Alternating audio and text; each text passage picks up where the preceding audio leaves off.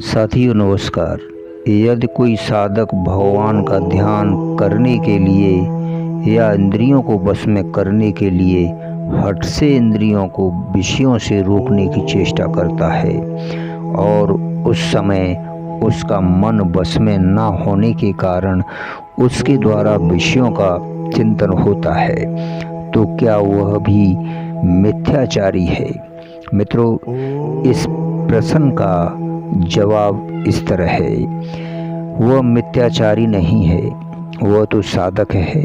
क्योंकि मिथ्याचारी की भांति मन से विषयों का चिंतन करना उसका उद्देश्य नहीं है।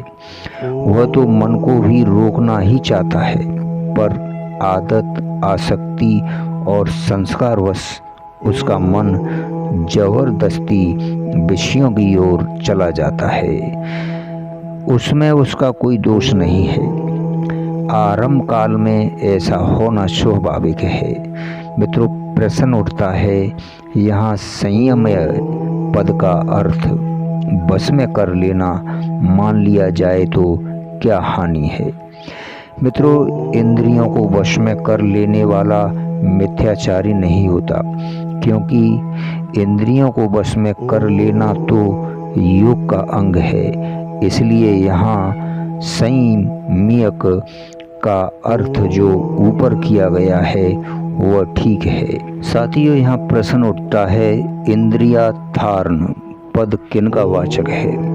दसों इंद्रियों के शब्द आदि समस्त विषयों का वाचक यहाँ इंद्रिया धारण पद है।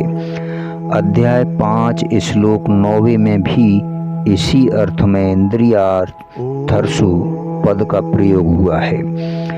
मित्रों, वह मिथ्याचारी कहलाता है। इसका कथन का क्या भाव है? साथियों, इससे यह दिखलाया गया है कि उपयुक्त प्रकार से इंद्रियों को रोकने वाला मनुष्य मछलियों को धोखा देने के लिए स्थिर भाव से खड़े रहने वाले कपटी बगुले की भांति बाहर से दूसरा ही भाव दिखलाता है और मन में दूसरा ही भाव रखता है।